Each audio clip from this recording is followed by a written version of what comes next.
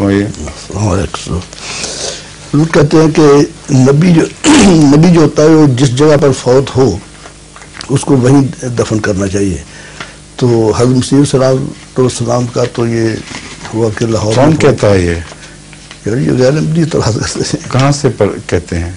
کہتے ہیں وہ یہی کہتے ہیں کہ نہیں کہیں بے شک قرآن کریم نے آپ کو ایک اصول دیا ہے اور اس اصول کو قرآن کریم نے بار بار بڑی طاقت کے ساتھ استعمال کر کے دکھایا ہے کہ جب کوئی ایسی بات کہے جو مذہبی نوعیت کی ہو تو اور تمہیں پتہ ہو کہ خدا نے نہیں کہی تو ہمیشہ کہا کرو قل ہاتوا برہانکم ان کنتم تعلمون ان تم صادقین. اپنی دلیل لاؤ.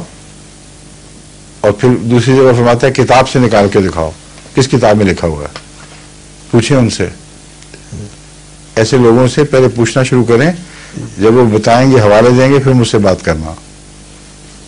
سمجھیں؟ اگر کوئی کہے گا حدیث میں لکھا ہوا ہے تو ہم دیکھیں گے وہ حدیث کون سی ہے, اس کا معیار کیا ہے, کیا وہ مستند کتابوں میں سے ہے یا کسی اور جگہ سے. اور پھر تاریخ انبیاء کو دیکھا جائے گا, بائبل سے ان کی تاریخ دیکھی جائے گی.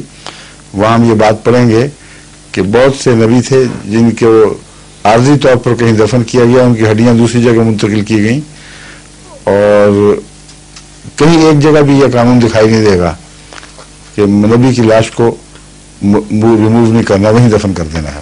رسول کریم صلی اللہ علیہ وسلم کی وہ مثال دیتے ہیں. حضرت رسول اللہ صلی اللہ علیہ وسلم کی جو بہت سی ایسی مثالیں ہیں جو آپ کی انفرادی مثالیں ہیں, وہ تمام انبیاء کے قانون کے تابع نہیں ہیں. نہ ان سے کوئی قانون مستنبط فرمایا گیا, نہ رسول اللہ صلی اللہ علیہ وسلم نے یہ فرمایا کہ انبیاء اس طرح کیا کرتے تھے اس لیے مجھے یہ کرو. وہ صرف جو ان کے ذہن میں مجھے پتہ ہے یہ بات کرتے ہیں کہ حضرت صلی اللہ علیہ وسلم کی تدفین اسی حجرے میں کی گئی جس حجرے میں آپ کے بیماری کے آخری ایام کٹے تھے. یہی بات کرنا چاہتے ہیں؟ کیوں جی؟ وجہ کیا بتائی گئی؟ کوئی خاص وجہ تو نہیں. نہیں, جو جہاں تک وجہ کے متعلق میں نے ایک دفعہ پہلے بھی ذکر کیا تھا, ایک وجہ یہ ہو سکتی ہے کہ حضرت عائشہ صدیقہ رضی اللہ تعالی عنہا کا وہ گھر تھا اور آپ کا وصال وہیں ہوا, اور روحانی تعلق کے لحاظ سے یہ بات آہستہ آہستہ کھلی کہ سب سے زیادہ گہرا تعلق حضرت عائشہ صدیقہ رضی اللہ تعالی عنہا سے تھا. حضرت خدیجہ کے بعد یہ جو حصہ ہے اس میں زبان ہی نہیں کھولنی چاہیے, کیونکہ ناجائز اختلافات پیدا ہوں گے اور گستاخی بھی ہوگی.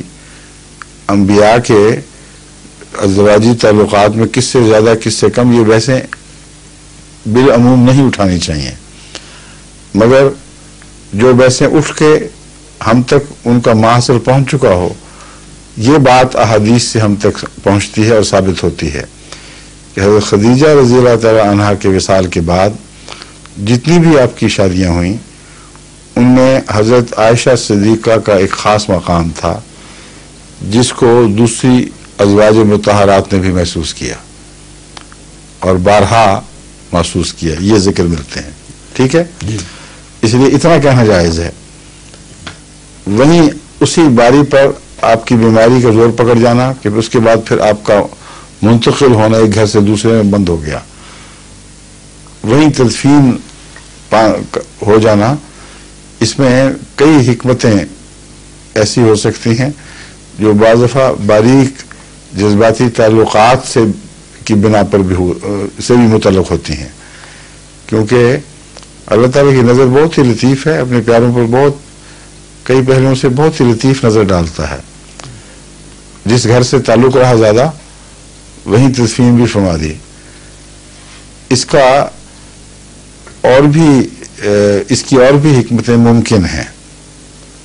مثلاً قبرستان میں جہاں دفن فرمائے جاتے ان ارد گرد کون سی قبریں ہوتی ہیں اور ان کی کیا شکل بننی تھی. وہ جو قبرستان حضرت صلی اللہ علیہ وسلم کا آپ کے ارد گرد بنا ہے اس میں اس حجرے کی گنجائش کے ساتھ بھی ایک تعلق ہے. اس میں خلفاء کی قبریں اس حد تک تھیں جس حد تک وہاں امکان تھا دفن ہونے کا. تو یہ جو سارے پہلو ہیں ان پر جب تک تحقیقی نظر سے گہرا مطالعہ نہ کیا جائے ہمیں یہ بھی حق نہیں بنتا کہ یہ کہہ سکیں کہ یہ حکمت ہوگی. سمجھیں؟ بہت سے پہلو ہیں دیکھنے والے. موجودہ شکل جو اس قبرستان کی بنی ہے تو کیا وہ گھر مٹا دیے گئے یا ان گھروں کے نشان الگ رکھے گئے یا وہ سارے گھر قبرستان کا حصہ بن گئے؟ تو یہ وہ ایسی وہ باتیں ہیں جن پر اس وقت میں کچھ کہنے کی اہلیت نہیں رکھتا کیونکہ تفصیل سے میرے ذہن میں وہ نقشے نہیں. ہم بنوائیں گے, دیکھیں گے.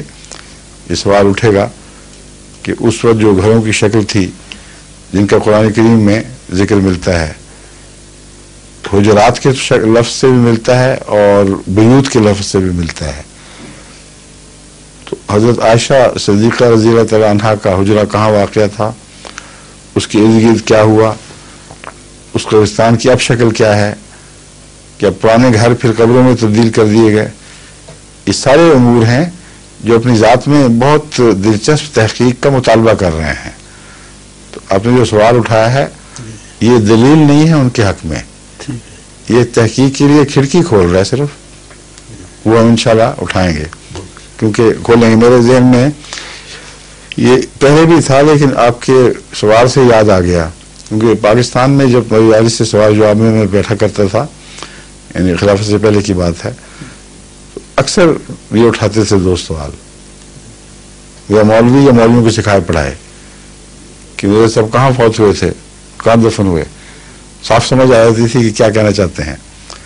اور دلیل جب بعض دفعہ مانگی گئی تو یہ دلیل دی جو انہوں نے بیان کی ہے, لیکن یہ استنباط ہے ان کا, ایسا استنباط جس کی سند کتب میں نہیں ہے. اس کے برعکس سند تاریخ انبیاء بنی اسرائیل میں ملتی ہے. اس لیے ایسے واقعہ کو جو حضرت اقدس محمد رسول اللہ صلی اللہ علیہ وسلم کی ذات کے ساتھ خاص ہو اسے عمومی قرار دے دینا بالکل ناجائز اور ناحق ہے. اس کی دوسری مثال ہے, وہ کہتے ہیں مرزا صاحب نے بچپن میں کسی مدرس سے تعلیم حاصل کی تھی, ہم کہتے ہیں ہاں کی تھی, تو پھر وہ نبی کیسے ہو گئے؟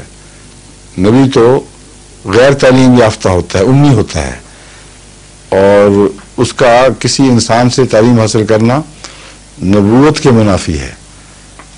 یہ بات جو ہے یہ بالکل غلط, بے بنیاد اور اسی طرح انبیاء تاریخ بنی اسرائیل کے مخالف ٹھہرتی ہے. اور آن حضرت صلی اللہ علیہ وسلم کی خصوصیت کو جس سے آپ امی لقب پا گئے, نبی امی لقب کہتے ہیں آپ کو, اس میں سارے نبیوں کو زبردستی شامل کر دیا.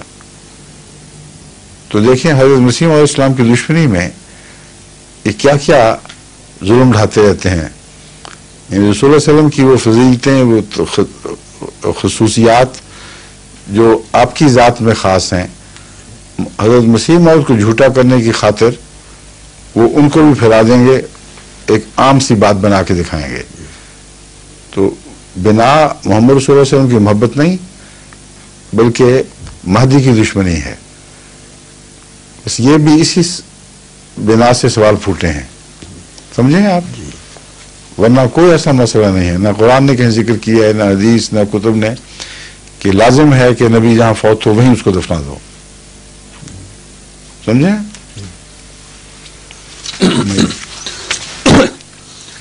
یہ سوال ایک احمدی دوست کا بھجوایا ہوا ہے, یہ پی ایس کو کہہ دینا کہ اس کی تحقیق کے متعلق کو کہہ دے, وہاں لکھ دیں.